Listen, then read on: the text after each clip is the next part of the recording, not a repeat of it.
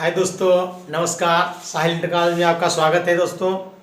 तो दोस्तों आज हम आपको लिखाएंगे आचार्य रामचंद्र शुक्ल द्वारा मित्रता नामक लेसन को दिखाएंगे संदर्भ और प्रसंग और व्याख्या। क्या लिखाएंगे आपको? संदर्भ और प्रसंग और व्याख्या।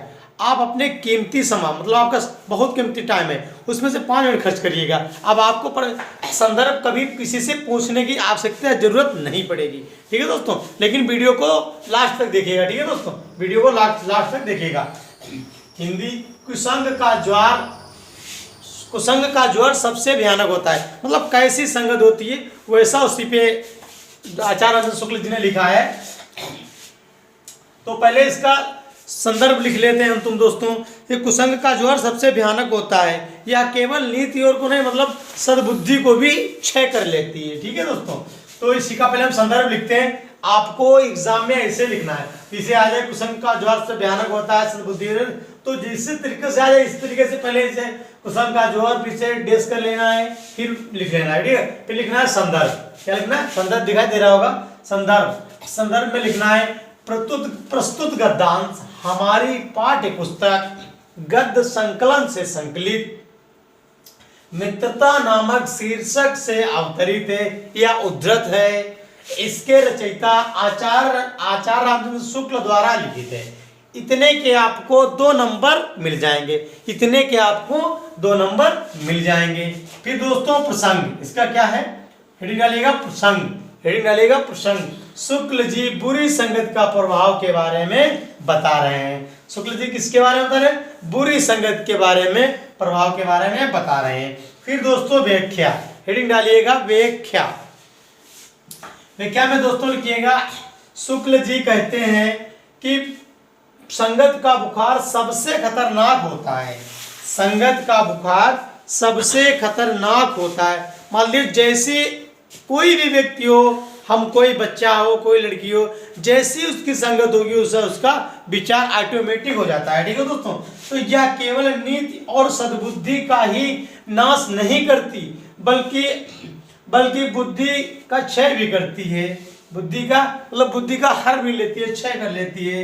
यदि किसी युवा पुरुष की संगत अच्छी होती है तो अपने जीवन पर अच्छा प्रभाव पड़ता है। क्या पड़ता है? अपने जीवन पर अच्छा प्रभाव पड़ता है। यदि किसी युवा पुरुष की संगत बुरी होती है तो उसके जीवन पर बुरा प्रभाव पड़ता है, बल्कि उसके जीवन पर ही नहीं पूरे परिवार का नाश करती है। क्या दोस्तों? पूरे परिवार का नाश करती है, ठीक है दोस्तों। तो दोस्तों इस तरीके से आपको एग्जाम में लिखना है, इस तरीके से आपको एग्जाम में लिखना है। तो दोस्तों नोट जरूर कर लीजिएगा, ठीक है। तो या स्क्रीनशॉट ले लो या नोट कर लो, ठीक है। स्क्रीनशॉट ले लो, बात को नोट कर लीजिए, बात को नोट कर लेना, ठीक है दोस्तों। तो मैं इसको रफ करता हूँ दोस्तों। अब आगे हम दोस्तों आचार्य रामचंद्र जीवन परिचय बताऊंगा, उसके बारे में बात करेंगे, ठीक है दोस्तों। आचार्य रामचंद्र शुक्ल का जीवन परिचय। आचार्य रामचंद्र शुक्ल हिंदी के नवीन समीक्षा पद्धति के प्रवर्तक रहे। आचार्य रामचंद्र शुक्ल हिंदी के नवीन समीक्षा पद्धति के प्रवर्तक रहे, ठीक है दोस्तों। इनका जन्म सन 1884 ईस्वी को बस्ती जिले अगोना नामक ग्राम में हुआ था। इनका जन्म दोस्तों कहाँ हुआ था? बस्ती जिले अगोना नामक ग्राम में हुआ था। हम तुम्हें याद करने का तरीका बता रहे हैं, ठीक है दोस्तों, याद करने का।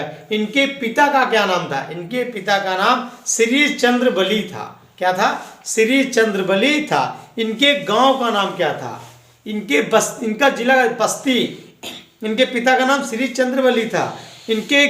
ये मिर्जापुर के नामक इनके गांव का नाम अगोना नामक ग्राम में हुआ था। मिर्जा बस्ती जिले अगोना नामक ग्राम में हुआ था। शुक्ल जी के पिताजी क्या थे? शुक्ल जी के पिताजी क्या थे? एक राड़ तहसील में कानूनगो थे। क्या थे? राड़ तहसील में कानूनगो थे। इनकी माता क्या थी? एक विदुषी धार्मिक महिला थी। शुक्ल जी की प्रारंभिक शिक्षा राड़ तहसील में ही हुई और लंदन मिशन स्कूल से एंट्रेंस की फाइनल परीक्षा पास करने के बाद विभिन्न भाषाओं का अध्ययन उन्होंने किया। चित्रकला के अध्यापक और हिंदी शब्द सागर के सहकारी संपादक रहे। बाद में नागरिक प्रचारणी पत्रिका का संपादक बने। 2 फरवरी 1941 को इनका निधन हो गया। दिग्गज स्वाभिमान 19 फरवरी 1941 को स्वाभिमानी और गंभीर प्रकृति का हिंदी का यह दिग्गज आचार्य स्वर्गवासी हो गए। इनकी रचनाएं निम्नलिखित हैं।